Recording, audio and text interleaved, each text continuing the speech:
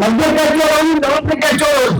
അത് കഴിഞ്ഞാൽ അമ്പലങ്ങൾ, ശബരിമലയിൽ എത്ര പ്രധാനം പറയുന്നത്, അതൊക്കെ അവർക്കാണ് ചെലവ് ചെയ്യുന്നത്.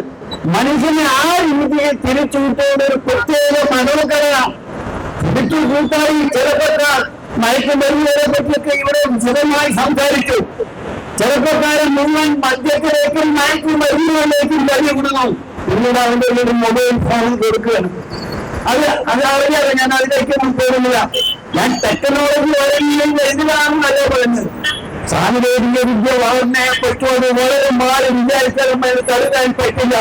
പക്ഷേ വിവേകമില്ലാത്ത സാങ്കേതിക വിദ്യയുണ്ടല്ലോ, technology without wisdom is always dangerous എന്നാ പറയുന്നത്. വളരെ ബെറ്റർ പറഞ്ഞതാണ്. ടെക്നോളജി സാങ്കേതിക വിദ്യ വളരാ, പക്ഷേ വിവേകമില്ലെങ്കിൽ ആ ടെക്നോളജി, ആ വിവേക ശാസ്ത്രീയബോധം, സാങ്കേതിക വിദ്യ ഇതെല്ലാം എവിടെ ഉണ്ടാക്കുക? ആറ്റം ബോംബും ഹൈഡ്രജൻ ബോംബും ഉണ്ടാക്കാനാണ് പോകുക. യുദ്ധത്തിന് വേണ്ടി ആയുധങ്ങൾ ഉണ്ടാക്കാനാണ് പോകുന്നത്. ആ രീതിയിലാണ് കാര്യങ്ങൾ പോകുന്നത്. നിങ്ങൾക്കറിയുന്ന പാശ്ചാത്യ നാടുകൾ ആ രീതിയിൽ വ്യവസായത്തിന്റെ മാത്രം കേന്ദ്രീകരിച്ചുകൊണ്ട് പോകുന്ന കർഷക കൃഷി അവർ അവഗണിച്ചു. പക്ഷേ ഇന്ന് അവർക്ക് ഭക്ഷ്യധാന്യം വേണം.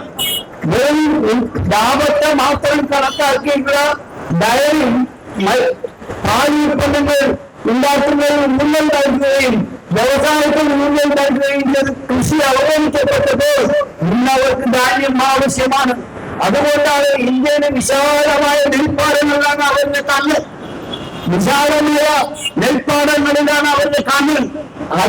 അവരുടെ ഗൂഢാലോചനയുടെ ഫലമായാണ് ഇവിടുത്തെ കർഷക കർഷക നിയമങ്ങളിലൂടെ കൊണ്ടുവരപ്പെട്ടത്.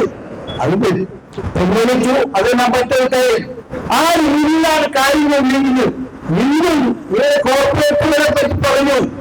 അവരുടെ മൂലധന ആ ആത്മഹത്യക്ക് കീഴിലാണ് എല്ലാ രാഷ്ട്രീയ പാർട്ടികളും പ്രവർത്തിച്ചു കൊണ്ടിരിക്കുന്നത്. എനിക്കറിയാം, ഞാനിപ്പോ സമരം ചെയ്യുന്നതിനെ എന്നെ വിമർശിക്കുകയാണെന്ന് പറയുന്നില്ല. ഞാൻ ചോദിക്കുന്നത് BJP സുഹൃത്തുക്കളോട്, കേന്ദ്ര സർക്കാർ ഈ ഫാക്ട് അനുവാദം കൊടുത്തിട്ടുണ്ട് എന്ന് പറയുന്നു. എന്റെ അറിവ് ശരിയാണെങ്കിൽ ഞാൻ ശരിയാണെങ്കിൽ തിരുത്താൻ തയ്യാറാണ്. എന്തുകൊണ്ട് ആർക്ക് എന്തിനാണ് ഈ സമരം? അപ്പോൾ ഇപ്പോ CPM കൊടി ഒഴികെ ബാക്കി എല്ലാ കൊടിയും അവിടെ ഉണ്ട്, എല്ലാ കൊടിയുണ്ട്. അതിനെതിരാണ്. എന്താണ് ഞാൻ ചോദിക്കട്ടെ? കക്ഷി രാഷ്ട്രീയത്തിന് അതീതമായിട്ടാണ് നിങ്ങൾ ഈ പ്രശ്നത്തെ സമീപിക്കുന്നത്? സംഘടിതമായ കക്ഷി രാഷ്ട്രീയ സ്പിരിറ്റ് അല്ലാതെ മറ്റെന്താണ് ഈ സമരത്തിന്റെ പിന്നെ? അതുകൊണ്ടാണല്ലോ അപ്പുറത്ത് ഇപ്പുറത്തെ ഈ സമരം മീറ്റിംഗ് നടക്കുമ്പോൾ മൈക്ക് വെക്കുന്നു, പ്രസംഗിക്കുന്നു. അതിന്റെ അപ്പുറത്തെ മറ്റൊരു മൈക്കാണ് ശ്രദ്ധിക്കുന്നത്. ഒരിക്കലും ഒന്നും സംഭവിക്കാറില്ല. ഞാൻ സംഘാടകരോട് ചോദിച്ചപ്പോൾ അവർ പറഞ്ഞു, അവരോട് സംസാരിച്ചു, ധാരണ ഉണ്ടാക്കിയിട്ടുണ്ട് എന്നൊക്കെ പറഞ്ഞു. പക്ഷേ ധാരണയ്ക്ക് വിരുദ്ധമായി എപ്പോഴും ഉണ്ടാക്കലും നടക്കുന്ന അറിയില്ല എന്നാ പറഞ്ഞു. അത് ഞാൻ ഒന്ന് പരാമർശിച്ചു എന്ന് മാത്രം.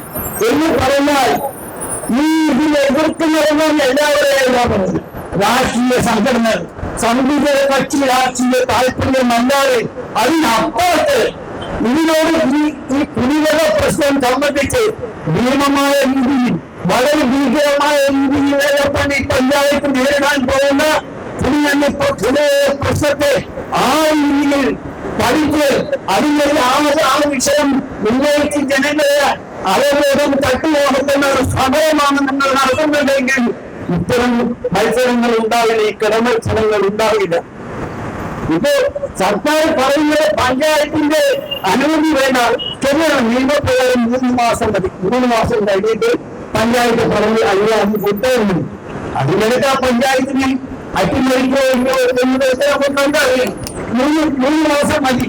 പക്ഷെ സാമാന്യ മര്യാദയുണ്ട്. ഗ്രാമസഭകൾ പ്രവർത്തിക്കുന്നു. പഞ്ചായത്താണ് ഇന്ന് ജനങ്ങളുടെ നേരിട്ടുള്ള അധികാരം. അവർക്കെല്ലാം അധികാരം കൊടുക്കുന്നു. അങ്ങനെ കേരളത്തിൽ മറ്റെല്ലാ സംസ്ഥാനങ്ങളെക്കാളും മാതൃകാപരമായി വളരെ ജനാധിപത്യപരമായ രീതിയിലാണ് കാര്യങ്ങൾ പോകുന്നത് എന്ന് വീട്ടിറക്കുന്ന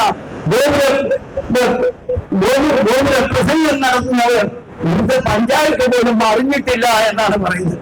ഇപ്പൊ പറയുന്ന സെക്രട്ടറി അറിഞ്ഞെന്നാ പറയുന്നത്. അതിന്റെ പ്രസിഡന്റ് ഞാൻ ഈ ചാനൽ ചർച്ചയെ ശ്രദ്ധിക്കാറുണ്ട്. ഇത് ഒന്നിന് ശേഷം ആ അറിവ് മാത്രമേ എനിക്കുള്ളൂ. വളരെ വളരെ ബാലിശമായ എന്താണ് വാദങ്ങളാണ് മുന്നോട്ട് വെക്കുന്നത്. അസോസിയേറ്റ് പറയുന്നത് ഈ എത്തനോളിൽ കർണാടകയിൽ നിന്ന് ഇറക്കുമതി ചെയ്യുന്നു. അത് ഇറക്കുമതി ചെയ്യുന്നതിലൂടെ ആർക്കും കോൺഗ്രസ്സുകാർക്കൊന്നും എതിർപ്പില്ല. അവിടെ അത് ഉണ്ടാക്കുന്നുണ്ട്. ആ സാധനം നമ്മളിവിടെ ഉണ്ടാക്കിയാലാണോ പ്രശ്നം നിങ്ങൾക്ക്? അതാണോ നിങ്ങൾ എതിർക്കുന്നത്? വളരെ യുക്തിസഹമായ ഒരു ചോദ്യമാണ് അവർ ഉന്നയിക്കുന്നത്. പക്ഷേ എത്തുന്നത് ഉണ്ടാക്കാൻ മാത്രമാണ് ഇത്ര വലിയ പിന്നെ സംരംഭം സന്നാഹങ്ങൾ. നിങ്ങൾ ആ എത്തുന്നത് ഉണ്ടാക്കുന്നതിന്റെ മറവിൽ നിങ്ങളുടെ മദ്യം ഉത്പാദിപ്പിക്കാൻ പോകുന്നു. ഉണ്ടാക്കിക്കോ, വികസനത്തിന് എതിരല്ല. പക്ഷേ വിനാശം വിതയ്ക്കുന്ന വികസനത്തിന് എതിരാണ്. വിനാശം അതാണ് ഒക്കോടെ ഞങ്ങൾ എതിർത്തത്. അതിന് ആ സമരത്തിന്റെ മുന്നേ എടുത്തത് ഞങ്ങളാണ്. പോരാട്ടം എന്ന സംഘടന ഗോളിയോറായും വന്നപ്പോ അന്ന് അതിനെപ്പറ്റി ഞങ്ങൾ പറഞ്ഞു. കേരളത്തില് അങ്ങേറ്റത്തെ തൊഴിൽമയമാക്കും അഭ്യസ്തവിദ്യരായും അല്ലാത്തവർക്കും തൊഴിൽദായകമായിട്ടുള്ള ഒരു വലിയ സംരംഭമാണ് ഗോളിയോറായാൻ എന്ന് പറഞ്ഞു. 57 മന്ത്രിസഭയാണത് ആ കരാറുണ്ടാക്കി കൊണ്ടുവരുന്നത് മുന്നിലേക്ക്. അന്നിട്ട് അവർക്ക് ആവശ്യമായ സോഫ്റ്റ്വെയർ എന്ന് പറയുന്ന ഈറ്റയും മറ്റു യൂക്കാരി വന്ന് നാട് മുഴുവൻ യൂക്കാരി വെച്ച് പിടിപ്പിച്ചു. അങ്ങനെ മുളയും ഇരിക്കും ഓടയും എല്ലാം വെട്ടി നിരപ്പാക്കി അസംസ്കൃത പദാർത്ഥം മുഴുവൻ കൊള്ളയടിച്ച് അതിനെ പഴുപ്പാക്കി ജോലികളിലേക്ക് കൊണ്ടുപോയി അവിടെയാണ് ചോദ്യം ഉണ്ടാക്കിയത്. പക്ഷെ കരാറെന്താ?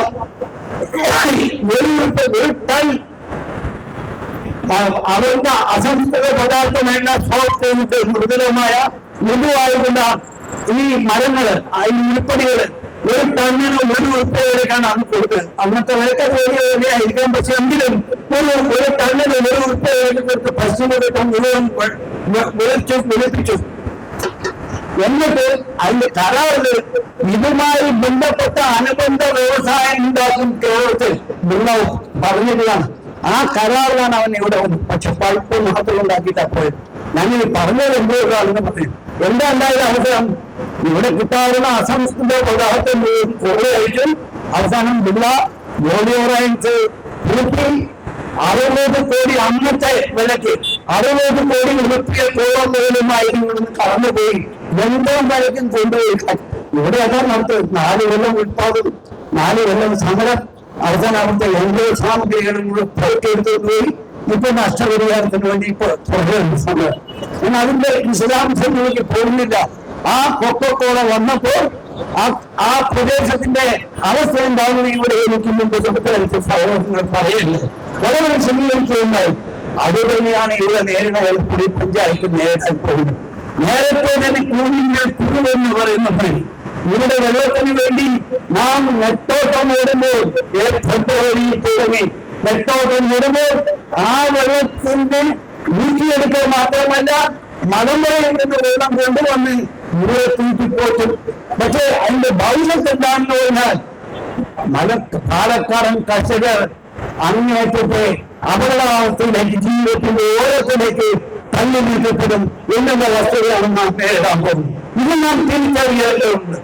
ഇത് ഞാൻ ഇവിടെ ഇതിനു മുമ്പ് എനിക്ക് സംസാരിച്ചത് സ്വാഗതപ്രസംഗം സുഹൃത്ത് ആരെങ്കിലും പറയണ്ടേ, കോർപ്പറേറ്റുകളാണ് മൂലധനമാണ് ഇവിടെ നയിക്കുന്നത്.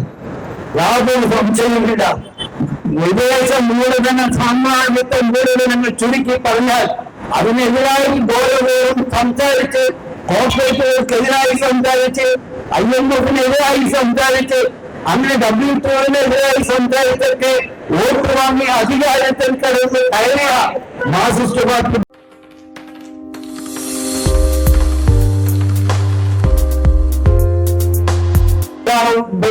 വസ്തുവായി മാറി മാർക്സിസ്റ്റ് പാർട്ടിയുടെ 32 കൊല്ലം ഭരിച്ചു. വികസനം കൊണ്ടുവന്നു. അതാണ് ഞങ്ങൾ പറയുന്നത്. വികസനം വിനാശത്തിനുള്ള വികസനമാകുന്നത്. മനുഷ്യനുള്ളതാകണം. മനുഷ്യനെ സ്നേഹിക്കണം. കുറഞ്ഞപക്ഷം അവന്റെ കുടിവെള്ളം, ജീവിതത്തിന് ആവശ്യമായ വെള്ളം എങ്കിലും നിങ്ങൾക്ക് സുലഭമായി കൊടുക്കാൻ കഴിയണം. 75 വർഷങ്ങളായി ഇന്ത്യയിൽ അതാണ് അവതരിക്കപ്പെട്ടുകൊണ്ടിരുന്നത്. ഇപ്പോഴും യമുന നദിയുടെ എന്താണ് മാലിന്യത്തെ പറ്റിയാണ് സംസാരിച്ചുകൊണ്ടിരിക്കുന്നത്. വോട്ട് വാങ്ങാനൊക്കെ ഉപയോഗിക്കും. അന്ന് കയറി കഴിഞ്ഞാൽ നേരെ അതിന്റെ വിപരീതമായി പ്രവർത്തിക്കും. IMF-നെ എതിർത്തവരാണിവർ. സാമ്രാജ്യത്വ മൂലധനം ഇറക്കുമതി ചെയ്യുന്നതിനെ എതിർത്തവരാണവർ. സ്വകാര്യവൽക്കരണത്തെ, ആഗോളവൽക്കരണത്തെ, വികാരവൽക്കരണത്തെ എതിർത്തവർ. ഇന്നെല്ലാം അധികാരത്തിൽ ഇപ്പോൾ സ്വകാര്യ മേഖലകൾ, സ്വകാര്യ യൂണിവേഴ്സിറ്റികൾ, സ്വകാര്യ മുതലാളിമാരുടെ യൂണിവേഴ്സിറ്റികൾ വരാൻ പോകുന്നു. വിദേശ സ്വകാര്യ യൂണിവേഴ്സിറ്റികൾ വരാൻ പോകുന്നു. അങ്ങനെ സ്വകാര്യവൽക്കരണം വളരെ തകൃതിയായി നടക്കാൻ പോകുക എന്ന് പറയുന്നത് മാറിയ കാലത്തിന് സാഹചര്യത്തിനനുസരിച്ച് നയങ്ങൾ മാറ്റേണ്ടതുണ്ട് അനിവാര്യമായി. എന്താണ് മാറിയ സാഹചര്യം? മാറിയ സാഹചര്യം മുന്നോട്ടാനുള്ളത് സാധാരണ ജനങ്ങൾ ഇന്ന് വെള്ളത്തിന് വേണ്ടി നെട്ടോട്ടം പോടുക. ഒരു മാറ്റം അവരുടെ ജീവിതത്തിൽ ഉണ്ടായിട്ടില്ല. വൈദ്യുതി പ്രദേശത്ത് പോയാൽ, അങ്ങ് ആലപ്പുഴ കൊല്ലം മേഖലയിൽ പോയാൽ കുടിവെള്ളം തലയിലേറ്റി കഴുത്തിന് വെള്ളത്തിൽ നടന്നു വേണം പോകാൻ. കുടിവെള്ളത്തിന് വേണ്ടി അക്കരെ കൊല്ല് പൈപ്പിന് വെള്ളമെടുത്ത് അത് തലയിലേറ്റി മാറോളം ഉൾപ്പെടെ നടന്നിട്ട് വേണം അവർ കൊണ്ട് കുഞ്ഞുങ്ങളെ കുളിപ്പിക്കാൻ ഭക്ഷണം പാകം ചെയ്യാൻ. ഈ അവർക്കൊക്കെ ഒരു മാറ്റവും ഉണ്ടാക്കിയിട്ടില്ല. അവരുടെ സാഹചര്യം മാറിയിട്ടില്ല. നിങ്ങളുടെ സാഹചര്യം മാറി. അതുകൊണ്ടാണ് നിങ്ങൾ പൈപ്പ് വരെയും കട്ടൻ കാപ്പിയും കൈക്കുകൊണ്ട് പാർട്ടി പ്രവർത്തനം നടത്താൻ ഇനി കഴിയുന്നത്. ഒരുപാട് സാഹചര്യം മാറി. ഏറ്റവും വിലപിടിച്ച ദേശക്കാരെ നടന്നുകൊണ്ട് അതിലിരുന്നുകൊണ്ട് രാഷ്ട്രീയ പ്രവർത്തനം നടത്തുന്ന സ്ഥിതിയിലേക്ക് നിങ്ങൾ മാറി. പക്ഷേ ഈ നാട് ആ മാറിയിട്ടില്ല. ഈ നാട്ടിൽ ഭൂരിപക്ഷം ജനങ്ങൾ കുടിവെള്ളത്തിൽ അവരുടെ അടിസ്ഥാനപരമായ കുടിവെള്ളത്തിന്റെ പ്രശ്നം പരിഹരിക്കപ്പെട്ടിട്ടില്ല. ജോലിയില്ലായ്മ പ്രശ്നം പരിഹരിക്കപ്പെട്ടിട്ടില്ല. ഇവിടെ നിങ്ങൾ ഇത്ര ആൾക്ക് ജോലി വരുമെന്ന് പറയുന്നുണ്ട്. എന്നെയാണ് ജോലി നിങ്ങൾ പറഞ്ഞത്?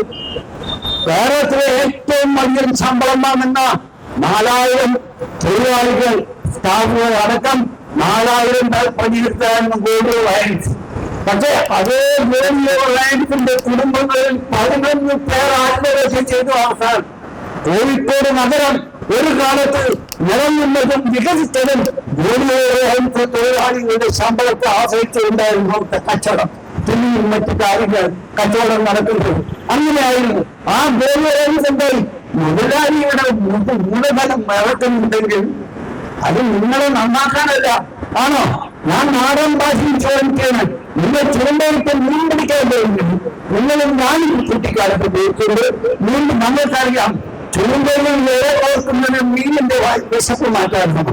ഞാൻ ചോദിക്കുകയാണ്, മീനിന്റെ വിശപ്പിരിക്കുകയാണ്. അതുകൊണ്ട് അതിന് ഇറവുകാരനെന്ന് ഓർക്കുകയാണോ ചുരുണ്ടയിൽ ഇര വയ്ക്കുന്നത്? അല്ല, ഇര കാണിച്ച് മീനിനെ പിടിക്കാൻ നമ്മളെ ലക്ഷ്യം. ഇതുതന്നെയാണ് മൂലധനം ഇറക്കുമ്പോൾ മുതലാളിയെ സംബന്ധിച്ച് ആ മൂലധനത്തിന്റെ ഉടമയെ സംബന്ധിച്ച് ഒരേ ഒരു ലക്ഷ്യം ലാഭം മാത്രമേ. സർവകലാശാലകൾ സ്വകാര്യവൽക്കരിച്ച് സർവകലാശാലകൾ വിദേശ സ്വകാര്യ സർവകലാശാലകൾ വരുമ്പോൾ ഈ നാടിനെ സംസ്കാര സമ്പന്നമാക്കണം, ഈ നാടിന്റെ മൂല്യത്തെ ഉയർത്തണം എന്നതല്ല അവരുടെ ലക്ഷ്യം.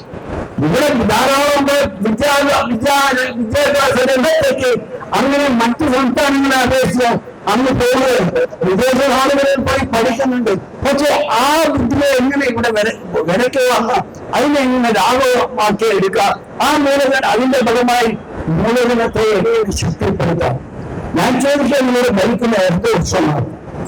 മാർക്സിസ്റ്റ് പാർട്ടിയാണ് ഞങ്ങളാണ് ലോകത്തെ ഏറ്റവും വലിയ ശരിയായ കമ്മ്യൂണിസ്റ്റ് പാർട്ടി എന്ന് കിടക്കുന്ന CPM-കാരോട് ഞാൻ ചോദിക്കുകയാണ്, നിങ്ങൾ ഇതെല്ലാം വരും. ഒരൊറ്റ ചോദ്യമാണ്.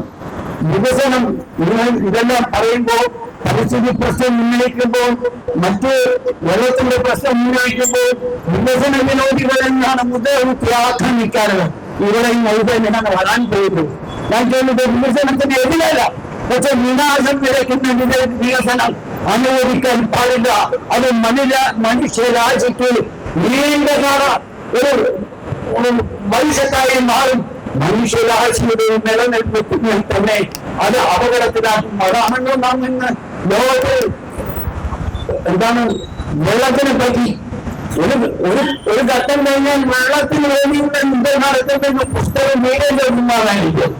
അയാളുടെ പാർട്ടിക്കാരാണ് പിന്നീട് ഇവിടെ വെള്ളം വീട്ടി കാശാക്കിയത് ഒക്കെ. അതാണ് ഞാൻ വീരേന്ദ്രകുമാർ എന്റെ ഒരു സുഹൃത്താണ്. കണ്ണ് ഓപ്പറേഷൻ കടന്ന് ബാംഗ്ലൂരിൽ മകളുടെ വീട്ടിൽ താമസിക്കുകയായിരുന്നു. അപ്പോ എന്നോട് വേറൊരു സുഹൃത്ത് പറഞ്ഞു, നിങ്ങൾ ബാംഗ്ലൂരല്ലേ, ഒന്ന് പോയി കാണും, പോയി കണ്ട് സംസാരിച്ചു.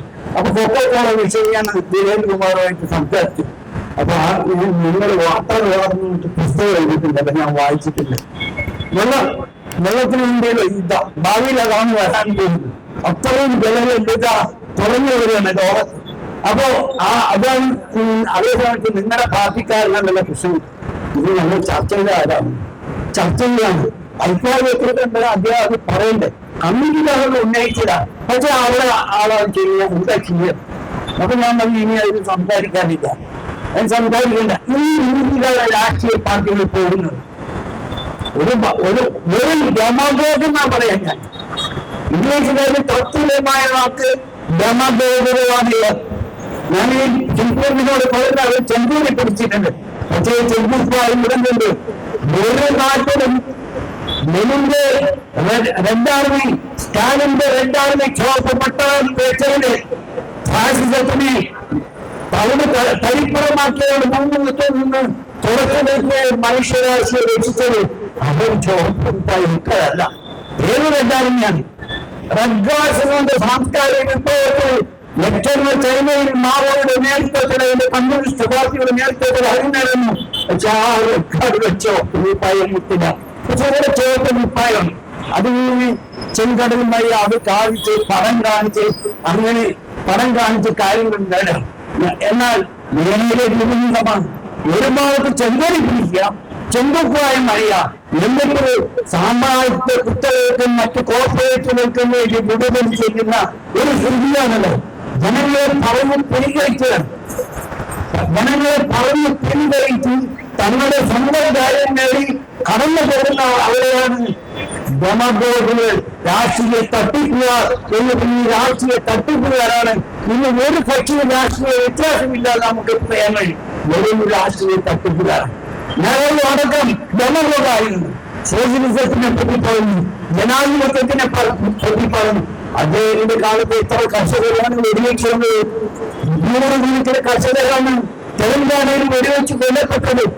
100 കണക്കിന് സ്ത്രീകൾ നഗ്നരാക്കപ്പെട്ട് ഹൈദരാബാദ് പട്ടണത്തിലൂടെ മാർച്ച് ചെയ്ത് പട്ടാളം അവരെ നഗ്നരായി ജനാധിപത്യമാണ്. അതാണ് ഞാൻ പറയും. ഒരു ഭാഗത്തെ പറഞ്ഞു പിടി കഴിക്കും, എന്നിട്ട് അതിന്റെ പേരിൽ കായിക നേടിയിറക്കും, എന്നിട്ടാണ് സ്വന്തം കാര്യം നേടി കടന്നു പോകും. പണ്ടൊക്കെ പാലക്കാട് ആ റെയിൽവേ ഗേറ്റിന്റെ അവിടെ ആൾക്കാർ ചെണ്ടക്ക് തപ്പോ എന്തെങ്കിലുമൊക്കെ കൊണ്ടും. അച്ഛൻ ഒരു കുടുംബമൊക്കെ ഉണ്ടാവും. ഒരു ഭാഗത്ത് എന്താണ് ഒരു തുണിയുടെ ഒരു പാമ്പിന്റെ ഏറ്റവും കൊണ്ടാക്കിയാലും വിളിക്കും. ഇപ്പോഴത്തെ കീഴിന്റെ ഇൻഡസ്ട്രി കോളേജിൽ കെട്ടിയിട്ടുണ്ടാവും. എന്നിട്ട് അടിയ ആളെക്കൂട്ടും എല്ലാം അവിടെ അങ്ങനെ ആള് കൂടും. അപ്പൊ അതിന്റെ ഇടയ്ക്ക് ആള് ക്യാൻസറിനുള്ള മരുന്ന് വെക്കും, പല്ലുവേദനയ്ക്കുള്ള മരുന്ന് വെക്കും, മൂലത്തിനുള്ള മരുന്ന് വെക്കും, ഗ്യാസിനുള്ള മരുന്ന് വെക്കും. ഇതൊക്കെ നീരുകളും പൊടിയൊക്കെയാണ്. അതൊക്കെ വിൽക്കും. ഇതിന്റെ ഇടയ്ക്ക് ഈ പാമ്പിനും കീഴ്ക്കും തമ്മിൽ വിവാഹമാണെന്ന് പറയും. എന്നിട്ട് എന്നാലും ഇത് കാണാൻ വേണ്ടി കാത്തു നിൽക്കും. കുറെ നിൽക്കും, ഈ സാധനങ്ങൾ വാങ്ങും. അതോടൊപ്പം പുതിയ ആൾക്കാർ വരും. അങ്ങനെ ഒരു മണിക്കൂർ കച്ചവടം ഗംഭീരമായി നടന്ന അവസരം ഇതൊക്കെ വാരിക്കെട്ടും നദിയും തോന്നുന്നു അത് പോകും. ഈ പറഞ്ഞ് പുലികളിച്ച് ജനങ്ങളെ പറ്റിച്ച് സ്വന്തം കാര്യം നേടി പോകുന്ന രാഷ്ട്രീയക്കാരും ഇപ്പോൾ പറയുന്നത് പൈപ്പ് വരെയും കട്ടൻ കാട്ടിലും കഴിച്ച് ജീവിക്കാൻ കഴിയില്ല. പക്ഷെ കാര്യം ചോദിച്ചാൽ നിങ്ങൾ തീവ്രവാദിയാണെന്ന് പറയും. നിങ്ങൾ മാവോയിസ്റ്റാണെന്ന് പറയണ്ടേ? മാവോയിസ്റ്റാണ് സുരേഷ് നേരത്തെ പറഞ്ഞു. അത് മാവോയിസ്റ്റാണോ അത് വിചാരിക്കുന്ന പറയുന്നത്. അവർക്ക് ഒരു ബന്ധമില്ല അതുകാര്യം. പക്ഷെ കാര്യം പറഞ്ഞാൽ അവർക്കറിയാം അവർ ചെയ്യുന്നത് ജനവിരുദ്ധമാണ്. ജനങ്ങളെ തങ്ങളെ ശത്രുക്കളായി കാണുന്നു. എത്ര വേണമെങ്കിലും പൊട്ടിത്തെറിയുണ്ടാവാം. അതുകൊണ്ട് കരിയുടെ ആദിത്യമുണ്ടായാൽ പോലും അവർ തുണിണ്ടാവുകയാണ്.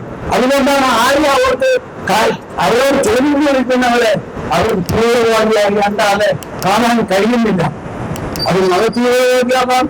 ഞാൻ ഇല്ലാതൊന്നും ഞാൻ പറയുന്നില്ല. അങ്ങനെ അതിനോട് വലിയ യോജിപ്പുമില്ല. അതേ സമയത്ത് എല്ലാവരെയും നമ്മൾ തീവ്രവാദിയാണ് മുൻപോട്ടാൻ മതത്തിന്റെ പേരിൽ ശ്രമിക്കുന്നു, മറ്റുള്ളവരും മാവോയിസ്റ്റാണെന്ന് മുൻപോട്ടാൻ ശ്രമിക്കുന്നു. എഴുത്തുകാരൻ, കവി, സാമൂഹ്യ പ്രവർത്തകൻ, വിദ്യാഭ്യാസൻ ആരുമില്ല. സ്വന്തമായി ചിന്തിച്ച് ജനങ്ങൾക്ക് വേണ്ടി സംസാരിക്കുകയും ജനങ്ങൾക്ക് വേണ്ടി വാദിക്കുകയും ജനങ്ങൾക്ക് വേണ്ടി പ്രവർത്തിക്കുകയും അതിനൊരു ക്രിയണങ്ങളുമില്ലാതെ അചഞ്ചലമായി മുന്നോട്ട് പോകുന്ന ആരാണ്? പുസ്തകങ്ങൾ വായിക്കുമ്പോൾ എന്ത് പുസ്തകങ്ങളാണ് വായിക്കുന്നത്? എത്ര ആൾക്കൊക്കെയാണ് ഇന്നത്തെ നോക്കിക്കൊണ്ടിരിക്കുക. എന്നിട്ടാണ് നിങ്ങൾ ഉദ്ദേശിക്കുന്നത് തീവ്രവാദികൾ, വികസന വിരോധികൾ. എന്ത് വികസനമാണ് നിങ്ങൾ നടത്തിയത്? കമ്മ്യൂണിസ്റ്റുകാരാണെന്ന് നിങ്ങൾ പറയുന്നത്. ഞാൻ ഒരൊറ്റ ചോദ്യം ചോദിക്കുകയാണ്, കമ്മ്യൂണിസ്റ്റുകാരുടെ അടിസ്ഥാന തത്വം എന്താണെന്നാണ് നിങ്ങൾക്കറിയാം? 1848 ആദ്യമായി 2 കമ്മ്യൂണിസ്റ്റുകൾ മാർക്സും എംഗൽസും ഉണ്ടായപ്പോൾ അവർ കമ്മ്യൂണിസ്റ്റുകൾ എന്തായിരിക്കണം? അവരുടെ അന്തിമ ലക്ഷ്യം അതെങ്ങനെയാണ് നേടേണ്ടത്? ഇന്നത്തെ അവർ ജീവിച്ച 19ാം നൂറ്റാണ്ട് കാലത്ത് മുതലാളിത്തത്തിന്റെ അവസ്ഥ എന്താണെന്ന് വിശദീകരിച്ച് ചെയ്ത് ഒരു പ്രസ്താവന ഇറക്കി കമ്മ്യൂണിസ്റ്റ് കോൺഗ്രസ്. അത് 1-2 കടമകൾ എണ്ണി പറയുന്നുണ്ട്. അത് ഒരു കടമയാണ്. കമ്മ്യൂണിസ്റ്റുകാരെ എക്കാലത്തും സ്വത്തുടമയുടെ പ്രശ്നം ഉന്നയിക്കും. എക്കാലത്തും സ്വത്തുടമയുടെ ഉടമസ്ഥരുടെ പ്രശ്നങ്ങൾ ഉന്നയിക്കും എന്ന് പറഞ്ഞാൽ മൂലധനം ആരുടെ കയ്യിലാണ്? നാം ഉണ്ടാക്കുന്നതിന്റെ ആ ലാഭം എവിടെയാണ് പോയി കുടുങ്ങി കൂടുന്നത്? അതെങ്ങനെയാണ് സ്വത്തായി മാറുന്നത്? അതിന് ഉത്പാദനം പണിയെടുക്കുന്ന കർഷകൻ, തൊഴിലാളി, അവർക്ക് ഇതിന് നല്ല ബന്ധവും ഉണ്ട്. ഈ സ്വത്തം ഒന്ന് പരിശോധിക്കുക, ആ പ്രശ്നം ഉന്നയിക്കുക എന്നത് കമ്മ്യൂണിസ്റ്റുകാരുടെ കടമയാണ്. ഞാൻ ഇവിടുത്തെ സാധാരണ മാസത്തിലൊക്കെ എനിക്ക് കുറ്റം പറയാറുണ്ട്. അതിനകത്ത് ഇപ്പൊ വായിക്കുന്നുണ്ടോ എന്തോ എനിക്ക് അറിഞ്ഞുകൂടാ. ഞാൻ ഒരു ചോദ്യം മുന്നോട് നിങ്ങളുടെ കമ്മിറ്റിയിൽ ഉന്നയിക്കാൻ ചോദിക്കുകയാണ്. നിങ്ങളോട് കൊണ്ടുവരുന്നുണ്ട് ഇതിന്റെ ഉത്പാദനം അതിന്റെ പണി തൊഴിലൊക്കെ കിട്ടുമ്പോൾ 100-400 ആൾക്ക് ജോലിയൊക്കെ കിട്ടുന്നത് അത് വന്നു കഴിഞ്ഞാൽ അതിന്റെ ലാഭം ആൾക്കാർ പോകും, സ്റ്റേറ്റിന് പോകും. അതോ ഈ എന്താണ് ഓയിൽസ് കമ്പനി മുതലാളിക്ക് പോകും? ഓയിൽസ് കമ്പനിക്ക് പോകില്ല. അതുകൊണ്ടാണ് 2ാം പഞ്ചവത്സര കഴിഞ്ഞപ്പോൾ 3ാം പഞ്ചവത്സര പദ്ധതിയിലേക്ക് കാലെടുത്ത് വെക്കുമ്പോൾ നഗരത്തിന് പോലും പറയേണ്ടി വന്നത് ഈ പദ്ധതികളുടെ നേട്ടം പണക്കാരനെ കൂടുതൽ പണക്കാരനാക്കുകയും ബന്ധുവാണ് കൂടുതൽ ബന്ധുവാനാക്കുകയും ചെയ്തിരുന്നത്. അതിന് വളരെ മാറ്റവും പിന്നീടുണ്ടായിട്ടുണ്ട്. കുറ്റകന്വേഷണ കമ്മീഷൻ വന്നു, വർഷങ്ങളെടുത്ത് കോടികൾ ദൂരത്തരച്ചാൽ വെള്ളാന അവസാനം ഒരു റിപ്പോർട്ട് വെച്ചു. ആ റിപ്പോർട്ട് 75 കുത്തകനാണ് ഇവിടുത്തെ സമ്പത്ത് മുഴുവൻ കൈയടക്കിയിട്ടുള്ളത്. അവരാണ് ഈ രാഷ്ട്രീയം നിയന്ത്രിക്കുന്നതെന്ന് പറഞ്ഞു. എന്ത് മാറ്റമാണ് ഉണ്ടായത്? ഇത് നിങ്ങൾ തോറും പാർലമെന്റിലും മറ്റൊരാൾ പ്രസംഗിച്ചു തരാൻ സാറിനോട് ചോദിക്കുകയാണ്. നിങ്ങളുടെ പ്രതിപക്ഷ നേതാവായിട്ടുള്ള ഹിരൺ മുഖർജി പറഞ്ഞു,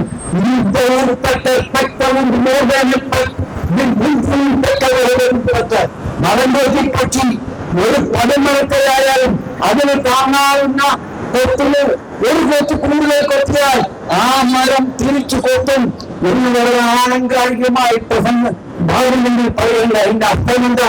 ജനങ്ങളിൽ അങ്ങനെ തെളിയരുത്, കൊള്ളയടിക്കരുത്, പക്ഷെ താങ്ങാവുന്നതേ താങ്ങാൻ പറ്റൂ. അത് പിന്നീട് ജനങ്ങൾ തിരിച്ചടിക്കും. പക്ഷേ ജനങ്ങൾ തിരിച്ചടിക്കുന്ന രീതിയിൽ അവരൊരു പ്രത്യയശാസ്ത്ര ആശയശാസ്ത്രവും ഒരു രാഷ്ട്രീയ കേൾപ്പും ഒരു സംഘടനാ ബോധവും ഉണ്ടാക്കില്ല എന്നതാണ്. നിങ്ങൾ ആ ചെന്തിപ്പായത്തെ ഇതേ വേണ്ടി പണിയെടുക്കാൻ ഉപയോഗിക്കുക. ഇതേ നിങ്ങൾ ഓയസിന് വേണ്ടിയാണ് നിങ്ങൾ ചെമ്പടിപ്പിക്കുന്നത്. അവിടെ കേൾക്കും ചെമ്പടി അതിന് ഇതായിക്കൊണ്ടുവരുന്നില്ല. കാരണം നിങ്ങൾ ചെറുതുകളുടെ പ്രശ്നം ഉന്നയിക്കുക. അങ്ങനെ ഒരു വർഗ നിലപാടിന്റെ, വർഗ വീക്ഷണത്തിന്റെ, വർഗ സമരത്തിന്റെ നിലപാട് നിങ്ങൾ എന്തോ കൈയൊഴിഞ്ഞു. വികസനത്തിന്റെ പാത നമ്മോട് പറഞ്ഞ ആ വികസനത്തിന്റെ പാത മുമ്പ് സ്വീകരിച്ചു. അതാണ് അടിസ്ഥാന പ്രശ്നം. അതുകൊണ്ടാണ് അത് തിരിച്ചറിയാൻ ഞാൻ ഇതിനെ എതിർക്കുന്നവർക്ക് കഴിയണമെന്നാണ് എനിക്ക് പറയാറുണ്ട്. അതിനെ അടിസ്ഥാന പ്രധാനമാക്കി ഇവിടെ പുതിയ മനുഷ്യനെ സൃഷ്ടിക്കാൻ, പുതിയ സമൂഹത്തെ സൃഷ്ടിക്കാൻ, അങ്ങനെ ഒരു പുതിയ ലോകം പറയാൻ നാം ഒന്നിക്കണമെന്ന് പാടി. ഞങ്ങൾക്ക് അങ്ങനെ കമ്മ്യൂണിസ്റ്റ് പ്രസ്ഥാനത്തിലേക്ക് ഞങ്ങൾക്ക് വൈകിട്ട് അവസരത്തിൽ നടക്കുന്ന കാലത്ത് വീട്ടിലൊരു കടലാസ് പൊടിയിട്ട് ജാഥ നടത്തിയവരാ. ഇതെല്ലാം കേട്ട ആവേശത്തിൽ വന്നവരാണ് ഞങ്ങൾ. പക്ഷേ അതെല്ലാം കേവലം ബാലകാരും ആദ്യങ്ങളാക്കി വിളിക്കുകയും അവസാനം വികസനത്തിന്റെ മുതലാളിത്ത വികസനത്തിന്റെ പാതയിലേക്ക് മാറിയിട്ടുള്ള മുതലാളിത്ത പാലക്കാരായി CPM മറ്റു ഇടതുപക്ഷം എന്ന് പറയുന്നതിലും മാറി. മറ്റുള്ളവരും വളരെ വ്യത്യസ്തമല്ല. അവർ അധികാരത്തിലല്ല, അവരും ഇതൊന്നും ചെയ്യാൻ പോകുന്നത്.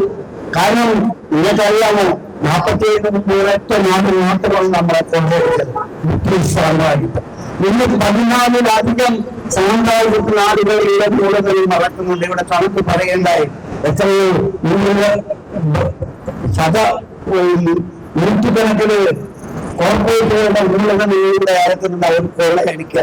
നമ്മളെ വികസിപ്പിക്കാൻ അതിന്റെ ഇടയ്ക്ക് അത്രയും വെച്ചാൽ അങ്ങനെ മേൽപ്പാടുകളും ഓരോ വികസനമൊക്കെ വരും, സർവകലാശാലകൾ വരും, ഇതൊക്കെ വരും. പക്ഷേ അടിസ്ഥാനപരമായ മനുഷ്യന്റെ ജീവിതത്തിൽ ഒരു മാറ്റം ഉണ്ടാവില്ല. കുടിവെള്ളത്തിന് പോലും നമ്മൾ അതുപോലെ കാശ് കൊടുത്ത് വാങ്ങുന്ന സ്ഥിതി ഇനി ഒന്നുകൂടിയിരിക്കുകയാണ്. കുടിവെള്ളം കുപ്പിവെള്ളമായി വാങ്ങേണ്ട ഒരു സ്ഥിതി വിശേഷമായിരിക്കുകയാണ്. ഞാൻ അത് പറഞ്ഞു വന്നത് ഞാൻ നിങ്ങളോട് ചോദിക്കണം, നിങ്ങൾ കമ്മ്യൂണിസ്റ്റ് ആണെന്ന് പറയുന്നത്. നിങ്ങൾ കമ്മ്യൂണിസ്റ്റ് എവിടെ കമ്മ്യൂണിസ്റ്റോ? അല്ല സോഷ്യലിസ്റ്റാണോ? അല്ല ഈ ജനാധിപത്യവാദികളാണോ? ഇടതുപക്ഷമാണെന്ന് ഇടതുപക്ഷമാവാൻ ഒരാൾ കമ്മ്യൂണിസ്റ്റ് മാർക്സിസ്റ്റ് ലെനിനിസം എല്ലാം പഠിക്കുന്നില്ല. സാമാന്യ മാനുഷിക മൂല്യം ഒരു വ്യക്തിനിഷ്ഠമായ മുതലാളിക്ക് പോലും അങ്ങനെയാണ് ബ്രിട്ടനിലും മറ്റൊക്കെ സാമൂഹ്യ മാറ്റം വന്നത്. ബ്രിട്ടനിൽ വിപ്ലവം നടന്ന കോൺഗ്രസിന്റെ നേതൃത്വത്തിൽ ഇംഗ്ലീഷ് വിപ്ലവം ഫ്രാൻസിൽ 3 കൊല്ലം ലോക മനസ്സാക്ഷിയെ അങ്ങനെ പിടിച്ചു കൊടുക്കുന്ന ഫ്രഞ്ച് വിപ്ലവം നടന്ന രാജവാഴ്ചയെ അവസാനിപ്പിച്ച് അവർക്ക് ജനാധിപത്യ ഭരണം. അവരാണ് ആദ്യം ജനാധിപത്യം എന്ന വാക്ക് മുദ്രാവാക്യം മതേതരത്വം. ഡെമോക്രസി എന്ന് പറയുന്നത് തന്നെ ഒരു ഗ്രീക്ക് പദം. ഡെമോ എന്ന ജനം എന്ന അർത്ഥം വരുന്ന ഗ്രീക്ക് പദവും ക്രോട്ടോ എന്ന് അധികാരം അങ്ങനെ അതിന് വിവക്ഷിക്കുന്ന പദവും ചേർത്താണ് ഇംഗ്ലീഷുകാർ ഡെമോക്രസി ഉണ്ടാക്കിയത്. അതൊക്കെ അങ്ങനെ വിപ്ലവത്തിലൂടെയാണെന്ന് അവന് ഭൂസ്വാസിയായിരുന്ന ഒരു ഉത്പരിഷ്ഠമായ ഭൂസ്വാസിയായിരുന്നാൽ മതി. പുരോഗമന ചിന്താഗതിയുള്ള ഒരു ഭൂസ്വാസിയും ചോദിച്ചൊക്കെ ചെയ്യുകയായിരുന്നു. വിശ്വാസിയായിരുന്നാൽ മതി സാമൂഹ്യ പരിവർത്തനം ഉണ്ടാകാൻ. ഇത് അതുപോലുമല്ലല്ലോ, അതുപോലുമല്ല. ഇന്ന് ചെന്തിപ്പായിട്ട് ചെങ്കോടി പിടിച്ചുകൊണ്ട് ഒരു ഭാഷയുടെ പണിയുന്ന അവരുടെ സാമ്രാജ്യത്തിന്റെ ചരിത്രമക്കളായി മാറിയിരിക്കുന്നുവെന്ന് ഇന്നത്തെ സാധാരണ സാഹത്തെ തിരിച്ചറിയണമെന്നാണ് പറയാനുള്ളത്. അതുകൊണ്ട് ആ തിരിച്ചറിവ് ശക്തിയായി മാറുമ്പോൾ ആവശ്യത്തിന്റെ ഒരു കഴിവ് പോലും മാറ്റാൻ സാധിക്കാതെ മാത്രമേ സാഹചര്യം സൃഷ്ടിക്കാൻ കഴിയേണ്ടതാണെന്നാണ് പറയുന്നത്. ഇതിനു വേണ്ടി മുൻകൈയെടുത്ത ഒരു വസ്തുത അന്വേഷണ കമ്മീഷൻ രൂപീകരിക്കും. ആ കമ്മിറ്റി മുഴുവൻ ആ പ്രദേശം മുഴുവൻ നടന്ന് വസ്തുതകൾ ശേഖരിക്കും. റിപ്പോർട്ട് കഴിഞ്ഞ് ഞാൻ ഇതിന്റെ കാര്യങ്ങൾ ചോദിച്ച് മനസ്സിലാക്കേണ്ടായി. ആ റിപ്പോർട്ട് പൂർണ്ണ രൂപത്തിൽ എന്നത് അച്ചടിച്ച് മുതലേറെയാക്കി ഇവിടുത്തെ ജനങ്ങളുടെ കയ്യിൽ എത്തുമ്പോൾ അതൊരു ശക്തിയായി മാറുമെന്നാണ് എനിക്ക് പറയാനുള്ളത്. സംവാദമാണ് അതാണ് പറയാനുള്ളത്. ഇതിനു വേണ്ടി മുൻകൈയെടുത്ത പാലക്കാട് കർഷക മുന്നേറ്റം മറ്റ് ശാസ്ത്ര സംഘടനാ ടീച്ചറുടെ ഉണ്ടായിരുന്നു. അവരുമായി സംസാരിക്കാൻ കഴിഞ്ഞു. അവര് സജീവമായി ഞങ്ങൾ ഇതിനുണ്ടാവാം, തങ്ങളെയും നമ്മൾ കാണാം, സംസാരിക്കാൻ വേണ്ടി പറഞ്ഞു. ശാസ്ത്രത്തെ എങ്ങനെ ഒരു അവബോധമാക്കി ജനം ഇന്നതില്ല. HB നമ്മൾ പഠിക്കും, മാർക്ക് വാങ്ങി പരീക്ഷ പാസ്സാവും. പക്ഷേ വെള്ളത്തിന് പൂജിക്കുന്നുണ്ട്, വെള്ളത്തിന് പൂജിക്കും. നമ്മൾ പിന്നെ എന്താണ് അസ്ട്രോണമിയെ പറ്റി പഠിക്കും, ആകാശശാസ്ത്രത്തെ പറ്റി പഠിക്കും. ഭൂമി എങ്ങനെയുണ്ടായി, സൂര്യൻ എങ്ങനെയുണ്ടായി, പ്രപഞ്ചം എങ്ങനെയുണ്ടായി, അതൊക്കെ പഠിക്കും. എന്നിട്ട് ശരീരം ജോലി കാണാൻ ഇവിടെ പോകും. അത് മനുഷ്യനുണ്ടാക്കാണ്. മനുഷ്യനിർമ്മിതമായ അവിടെ കൽപ്പനയിലെത്തിക്കുകയാണ്. ഇലക്ട്രിസിറ്റി, പോലീസ്, ഫോറസ്റ്റ് ഡിപ്പാർട്ട്മെന്റ് ഇത് 3 കൂടി എടുക്കുന്നതാണ് ആ മലയാളി. ഇത് കാണാനോട് അതിന് മലയാളികളൊന്നും പോകാനില്ല. മറ്റ് സംസ്ഥാനങ്ങളിൽ അവരെ ആകർഷിക്കാൻ അതിന്റെ കോടികൾ ഉണ്ടാക്കും. അങ്ങനെ എല്ലാം ഞാൻ വിശ്വാസത്തെ പോലും വിറ്റ് കാശാക്കാം. ഈ ഒരു അവസ്ഥയിലേക്ക് ഇന്നത്തെ ഒരു വികസനം എന്ന് പറയാ അത് കോർപ്പറേറ്റിലൂടെയും അവരുടെ പാർശ്വവത്തിലൂടെയും അവരെ സേവിക്കുന്ന രാഷ്ട്രീയ നേതൃത്വങ്ങളുടെയും സ്വാധീനത്തിലാക്കി അതാണ് വികസനം എന്ന് നമ്മൾ ധരിപ്പിക്കാൻ ശ്രമിക്കുന്നത്. ഇത് അനുവദിച്ചുകൂടാ. ഞാൻ ഈ സംഘാടകരോട് പറയുന്നത് ഇത് ഇതോടെ നിൽക്കരുത്. വീട് വീണ്ടാവുന്നതും കാണി പ്രചരണം നടത്താൻ ആ ബോധവൽക്കരിക്കും ഐക്യപ്പെടാൻ കഴിയുന്ന എല്ലാവരുമായി ഐക്യപ്പെട്ട് ഒരു മഹാശക്തിയായി എന്നാൽ ബീവറേജ് കമ്പനി ഇവിടെ വരില്ല, ആരെ കിട്ടില്ല. അങ്ങനെ ഒരു വികസനം നമ്മൾക്ക് ആവശ്യമില്ല. അതിന്റെ പേരിൽ ജീവത്യാഗം ചെയ്യുമ്പോഴായും മുന്നേറുണ്ടാവും എന്ന് പറഞ്ഞുകൊണ്ട് ഞാൻ വിരമിക്കുകയാണ്. ഇത്തരത്തിലൊരു സന്ദർഭം അനുവദിച്ചതിനും എല്ലാവർക്കും ഇതിന്റെ സംഘാടകർക്കും എന്ന് കേട്ട എല്ലാവർക്കും അനുഭവം ഞങ്ങൾ പോരാടുന്നത് പറഞ്ഞുകൊണ്ട് നൽകിയിട്ടുണ്ട്.